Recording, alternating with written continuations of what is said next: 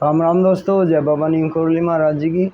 आशा है कि बाबा नीम करौली जी की आपके ऊपर भी बहुत ही कृपा होगी, आपके परिवार में भी सभी कुशल मंगल हों, यही मैं प्रार्थना अपने बाबा जी से और सभी देवी देवताओं से कर रहा हूँ। दोस्तों, सभी देवी देवताओं का आह्वान मैंने कर लिया है दोस्तों, और अभी इन सभी की उपस्थिति में मैं आपको बाबा नीम करौली जी की एक और लीला का वर्णन करूँगा। जब बाबा जी नीम करौली कैंची धाम में आश्रम बनवा ही रहे थे और वहाँ पर काम चल रहा था, तो वहाँ की माइया थी जो वे माइया एक नैनीताल में कोई प्रवचन करने वाला वेदांताचार्य आए हुए थे जो प्रवचन सुनाया करते थे रोज़, और कैंची धाम की माइया वहाँ जाया करती थी रोज़, और वे बहुत ही रुचि लेने लगी थी उनकी बातों में, प्रवचन में।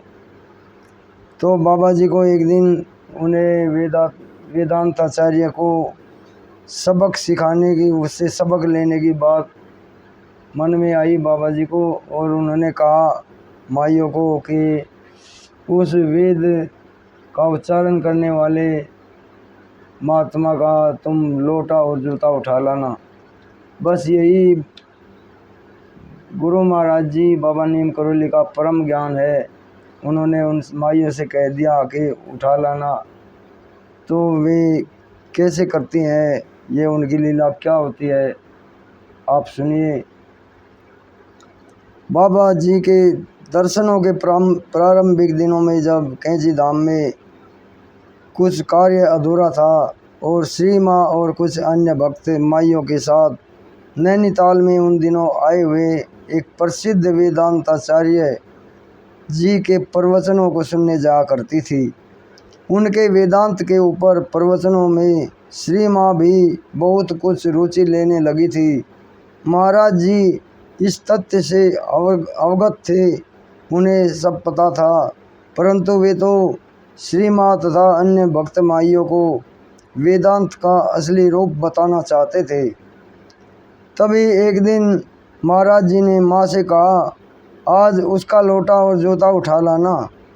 बहुत साधारण सी बात थी, फिर भी उपहास में कहीं इस बात से कुछ माइयों के मन में महाराज जी के प्रति तर्क भी उठ गया कि महाराज जी कोई लीला करने वाले हैं।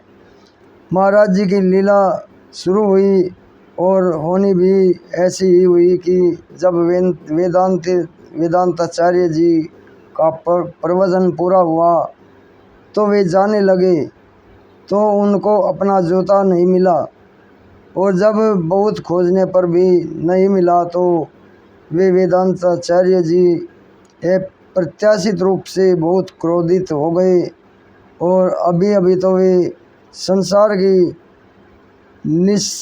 निस्सारता तथा सांसारिक वस्तुओं पर मनुष्य के मोह पर प्रवचन दे रहे थे, और अभी अभी अपना जूता खो जाने पर इतना क्रोध करने लगे।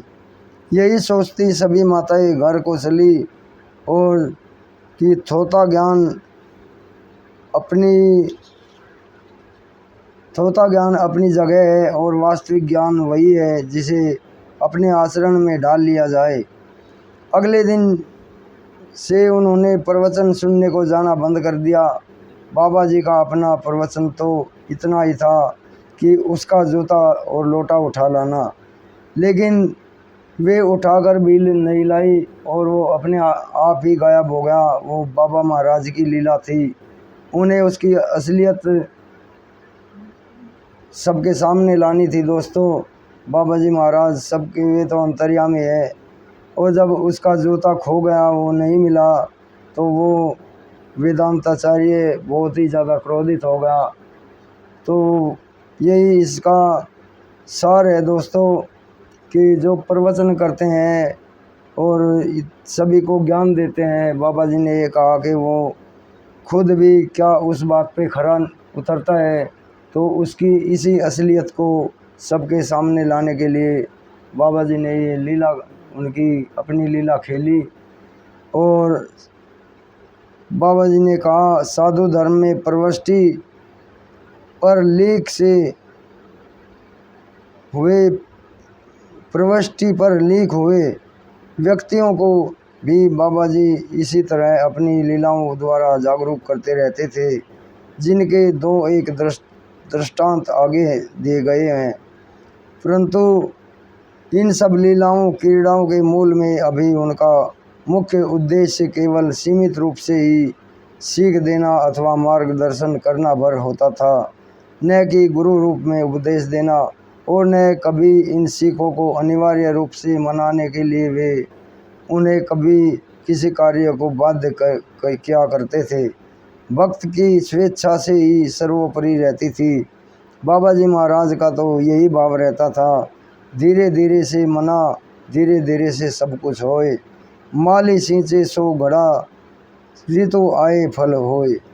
और मंत्र मूलम गुरोर वाक्यम मानने वाले ही इन सीखों का भरपूर फल प्राप्त करते रहे हैं और करते रहेंगे। जय राम जी की, जय बाबा नीम करोली महाराज जी की, जय हनुमान जी की। तो दोस्तों, ये बाबा नीम करोली महाराज जी की एक और लीला है। उन्होंने एक महाराज जी थे जो वेदों का प्रवचन दिया करते थे, और वे सांसारिक मौके पर उस दिन प्रवचन दे रहे थे। तभी बाबा जी ने उनकी असलियत सबके सामने ला दी। एक उनका जूता खोने पर ही वे किस तरह क्रोधित हुए, तो उनकी असलियत सभी भक्तों के सामने आ गई। दोस्तों, बाबा जी ने उनकी पोल खोल दी।